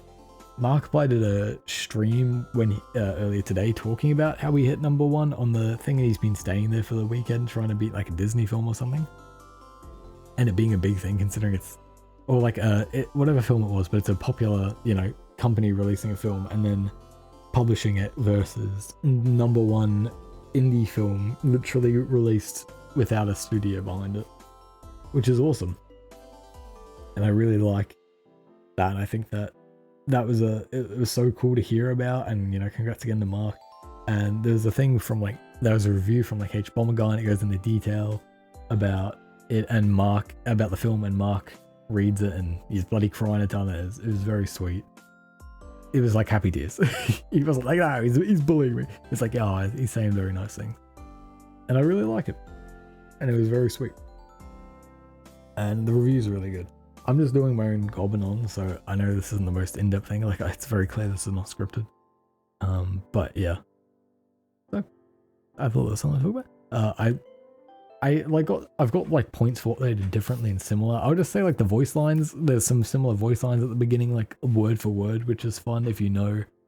I mean, I was literally reading through the transcript for the beginning of the game so that I could get the subtitles correct. Because it's a bit quiet in the beginning of the game, and so I like knew some of them, like, oh, there. But yeah. So now let's get on to basically the concept of what the films and the game, well, the film and the game seems to be portraying. Actually, hold on, real quick as well. A fun, cute thing is in the credits, they show all the people. Lixian, Markiplier's editor's there. I looked at him and I'm like, oh, that's Lixian. I know that guy. Well, I don't know him, but like, I know him, yeah. And then at the very end, it's very sweet. It's got Markiplier, his wife, I believe now, Amy, and their two dogs, Henry, who I believe has passed away now, Rip to the doggo, and Chica, his other dog, who is... it seems like a nut job. I haven't seen too much of the dog, but yeah, and that was very sweet to see. It just showed like pictures at the end of all the people that worked on it, and it was very sweet. It was a very fun cast show off in that. But yeah, so now we're going to quickly talk about, or quickly we'll say, about the general concept of what the game and the film seem to be talking about when it comes to the quiet rapture and that. So I'll link a video down in the description, basically based on all the information I got, because there's a very well done video talking about it. And I really want to let that be clear. Like, this will probably detail it better than me, but this is just my impression. Basically, the quiet rapture is based on the rapture. That is based on I believe what was misunderstood within the Bible, but then became a actual belief upon many people. Which is basically the idea of one day God's gonna go like, yo, you guys are cool, you Christians, you can come up to heaven, or like the good people can come up to heaven. I believe it's usually the concept is to do with Christians, and he's like, yo, you can come up to heaven, everyone else you can burn, and deal with the doom that comes from all that. But when it comes to the quiet rapture, it seems to be more an idea of not anyone's religious beliefs or anything, but just anyone who lived on a planet, anyone. And for some reason the stars as well. I guess because the stars are alive, they'd be vibing. But everyone just poofs. They're gone. And so it leaves just basically the sinners left to live.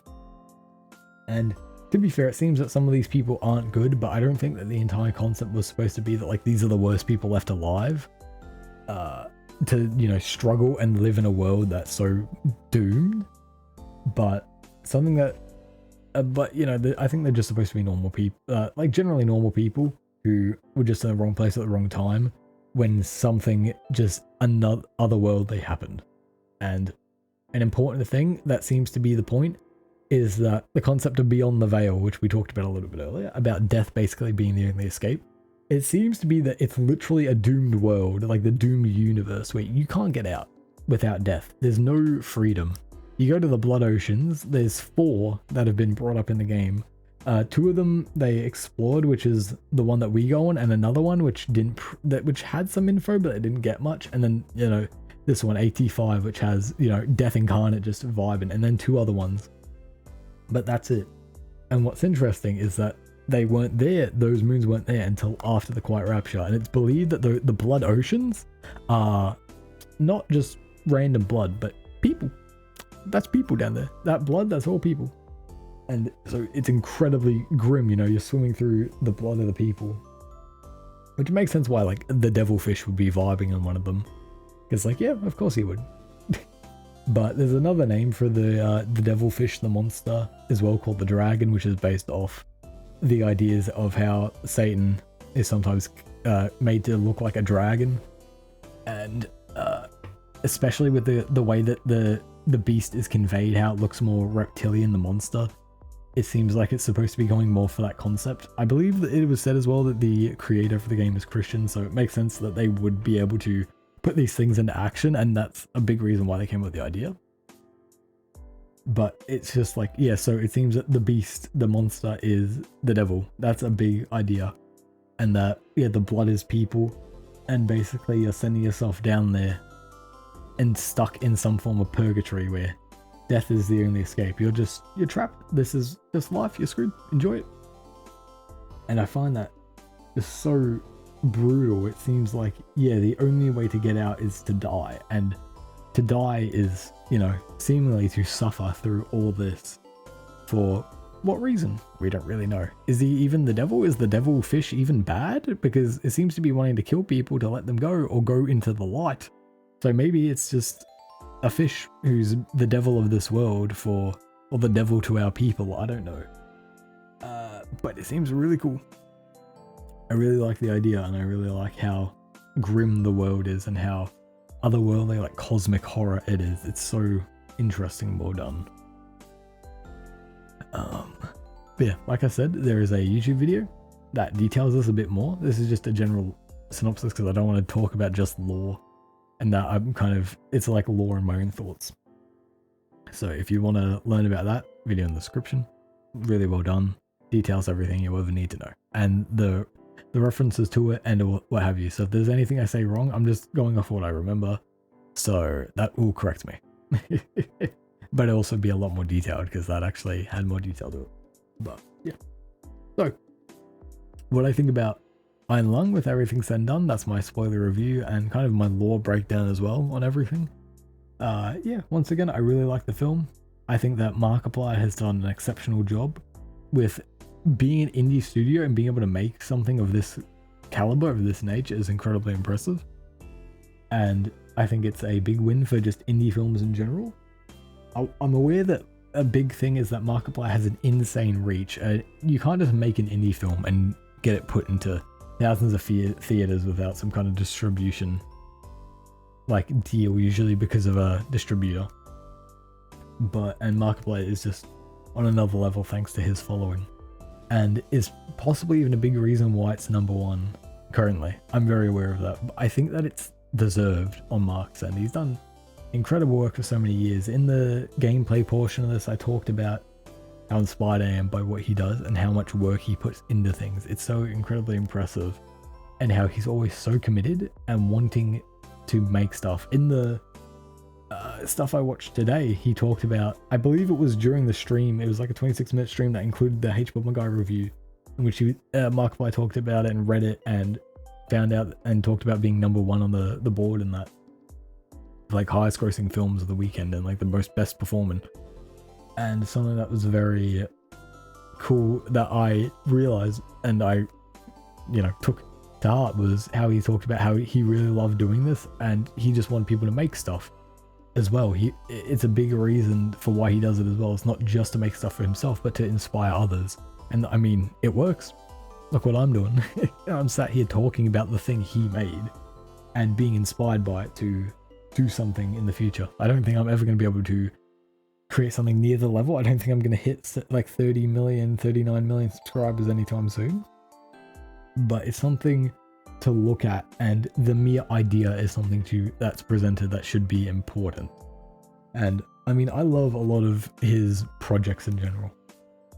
Mark's videos are entertaining, and I think that he is a entertaining personality, especially nowadays. He's a bit more relaxed and he's more funny. He's not as insanely energetic as he was back in the day, especially like many other YouTubers and that.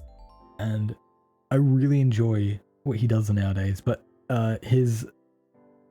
the Date series, the Heist series, and In Space is so good. They're these videos that he's made, which once you get to the end, you can make a choice by picking what next video you want to watch, and then you get to experience that story play out, and it's your choices on YouTube. Like, it's an actual like choice-based thing on YouTube, and it's so cool and it's so well done. And my personal favorite is In Space because of the themes it talks about of running out of time and using what time you have to do something, to remember that our time is not infinite, as much as some of us might like it to be. Our time is not infinite, and it will run out eventually. The hourglass is going to finish dropping sand eventually, and you will be left in that sand. And then ground up into paint. Nah, but you will be dead. Unfortunately, that's how life goes. And it's important to if you're going to make mistakes, to make sure to not fully regret them and to learn from them while not bordering and hanging on to them and just thinking like, oh, I could have done this different, because the past is the past. Unless you're going to invent time travel, you ain't fixing that damn thing. So it's best to learn and move on from it. And along with just the songs, the general story and the comedic beats are great, but the story is surprisingly really like lovely and well done and fun. But there's so many references to Markiplier throughout the years. I didn't even get some of them, but because I'm not the biggest fan nor the most avid of him, but I love what he made in the first place, and it's so impressive. And this is a testament to him leveling up his skills over the years. And those are just those 3 things I point out. I didn't point out who killed Markiplier, any of his comedy sketches, any of the other things he has done in the past. Wolf Stash, like he's done a lot aside from those things, but those are the main 3 things. Those like the things I think about, the interactive videos, because they're the main thing that I really loved from him, because they were such a different thing for YouTube, and they were so well produced. Like they are high quality things. As you go on, they just get better and better, and I love it. And I just think that Iron Lung is such a good testament. I'm so incredibly happy for Markiplier that this is a film that he wanted to make on a indie game made by one dude, with some help, I believe, from other people, of course, the indie game. But overall, it was the idea and the execution of one bloke, and it was well done. And once again, with Markiplier, it's the exact same kind of idea of one bloke doing it. Obviously, he did not do the entire film, not even close. There was a ton of people who helped, but it was his baby, you know. I guess it was co-ownership, co-parenting with Iron Lungs, the game, and they're created. But yeah, I realized as well that the game's one of the characters is called one of the characters in the film is called David, and the guy who made the game is called David. So I'm presuming that's kind of a reference to him as well. But yeah, no, I just this is also just a bit of a love letter talk. Like, at the end of the day, I'm aware that to a degree this is maybe parasocial and what have you, but I just really adore Markiplier for what he has accomplished. I think it's incredible, and he should be proud of himself, and I'm quite excited to see what he does next. Like Edge of Sleep as well, I didn't even bring up, which is another great one. There's a 6-part TV show that he's a part of called Edge of Sleep, and there's also like an 8-part podcast which is based on the same thing. They're a little different, but like there's the same concept, but they're just told a little different, and they're both great. I've watched and listened to both, and they're great as well. And I think that I just really adore how much Mark puts into his work. It's incredibly impressive, and I really can respect that, you know? Like, it's something that no matter what, you can't deny the man. He has put a ton of effort to get to this point, and you can't deny that. He's always put himself out there into creatively creating new things and doing more and more, changing the mold, changing whatever, just doing what the hell he wants to and making something out of it. And it's so incredibly cool. I really like it, and I think it's a very inspirational thing. So, you know, big claps to Markiplier. I think it's just important. It's a very important lesson to learn at the end, to make things, to spend the time that we have wisely. And it's okay to, have off days. It's okay to chill out. Maybe you get tired one day, maybe you get tired a bajillion days. It's important to rest. It's just important not to rest for the entirety of your life and just let it scoop on by, because depending on your beliefs, depends on where you may end up once it's all said and done. But it should be important to state that the life you have now is just as important as anyone else's, and is just as important of a thing in general. Life is something that so many of us have lost to whatever circumstances. Is incredibly depressing, but the ones that are around right now, we live not just for them, but for ourselves, because we need to be able to prove that we deserve to be here to some degree, at least in my mind, to prove that we aren't just one random lucky turd who decided that, yep, this is who's going to be born, but to actually prove something more and to just do something. Like, at the end of the day, this isn't something like make a film. This isn't something like create something underworldly or cure cancer or do something insane. It's like, just do something. Do something that you feel is creatively done. Do something that you want. And pursue it. Enjoy it. That is the important part. Because there is so much in this world that is just insane. Have you heard of silk dancing? I didn't until like a month ago. It's a cool thing where people like dance on like just silk and do incredible moves and that. It's not like, I don't think it's exactly revolutionary in the degree of like saving human lives or that, but it could also be, it could be that thing that helps you just get out of depression. It could be that thing that helps you get out of that dark place. It could just be something fun. Like, it's the most random things you could ever. You could become the Sudoku world champion or bloody learn how to do a Rubik's Cube in 3 seconds flat, or just like learn laser vision. I don't know how you do that one, but you might. You can do any of this stuff. It's just doing something that matters. I hate sitting here nowadays and watching YouTube when it comes to like learning stuff and making sure that I understood what Einlong is for this video, and that's important because that had a purpose. And it's important to keep yourself healthy and to be entertained and to make sure that you do not push yourself to fall apart and you're melting because you have not taken care of yourself at all. But it shouldn't be, but it's important, especially in this day and age with how everything is built with the importance and the exact plan of taking your attention from you and taking you from you. It's important to try and get free from that. I know that this is random and tacked on at the end of a Einlong review, but it's incredibly important and it's something that should be stated. I think is a massive takeaway from Mark's film. It's not just a film about blood and that, and about isolation, about what not messing with things beyond our comprehension, or like just, you know, whatever the hell the themes could be. I'm gonna be honest, I'm not too sure what the themes are. I got isolation and that's about it. But it's also important that this is a thing to teach us that you can make things and it can work. Markiplier did not come from anything really, unfortunately. He didn't do too well growing up to my understanding, but until he was 21 I believe it was, he didn't really do anything with his life, and then he took into his own hands. Now look, this is the thing. I like, it should not, I want to make it incredibly clear, this isn't a thing of like quit your job, start move across the country, join the monks.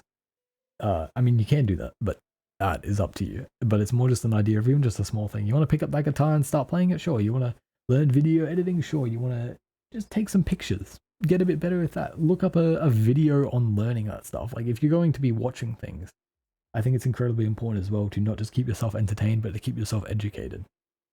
And to sometimes have a plan and an objective of what this video, whatever you're watching, is going for you. If it's entertainment, or if it's just enjoyability, or if it's educational.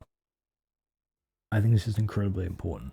It's something I'm trying so hard to work on and learn from, and I'm struggling a lot with it. But goddamn, am I still trying?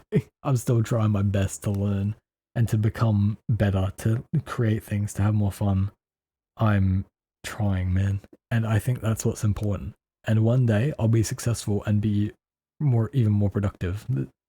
I'm just slowly chipping away at it, and it kills me some days not being able to get something done, to just sit there and melt into a puddle of nothing and watch YouTube, watch whatever.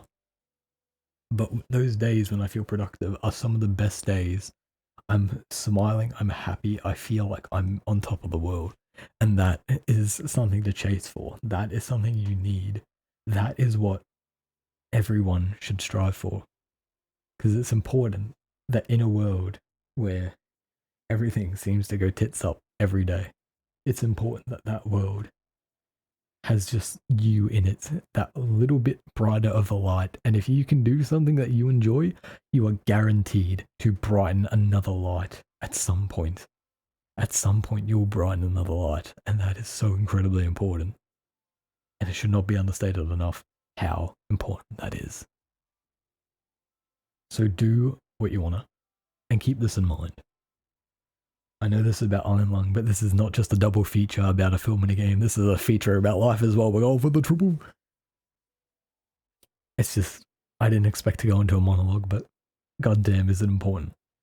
And does it matter so much? It matters so much to me because creativity is so important in a day and age where it's squandered every single day. So please, if you got something in mind, do it. Schedule it. Do something. Just figure out something. Find some way to get something done. It has to be the most simple. Clean the dishes. Literally just get up, go brush your teeth. Do whatever the hell you need to. Getting up and moving. That will start something. That can get that chain reaction going. And before you know it, you're doing whatever you want. You're on the top of the world. It's just that little snap. That's that snap. There we go. The butterfly effect. That chain reaction. That's what matters. Okay? I hope that this has not just been a madman ranting for 15 minutes or however long about life and that. I've been going for a while now, and I think it's time to wrap it up. Oh, that really got me going. I was not ready to go mad with that, but here we are. Either way, though, I hope we enjoyed that. This has been the game Iron Lung. I hope you enjoyed watching my gameplay of it. It was a really well-made horror game, one of my favorites ever, perhaps. So well made. The tension is great. That's something about the film as well. I didn't even mention the bloody tension about it. That's not great. But the tension from the film is spectacular as well. And I think the reason as well, just to be clear as to why I think the film wasn't as good as the game, is because it's just so much easier to immerse yourself in a game. And it is a film. It's something that, you know, is just way easier in my perspective at least. So that's probably why I view the game. I think overall, they're both in their own cosmos, but I think I just had a lot more fun with the game. The film is still spectacular in its own right for what it achieves. It's just different. But I really enjoyed it too. And then we also, and that was the game, the film review, and my rant about making something. So yeah, I hope that was taken with some kind of consideration, just something. But that's then done. I want to thank you all for watching. Thank you all for being here and sticking around to the very end. That's very appreciated. And with that then done, it's been bloody lovely. And I hope to see you all next time. But until then, take care everyone. And remember, your future's waiting for you.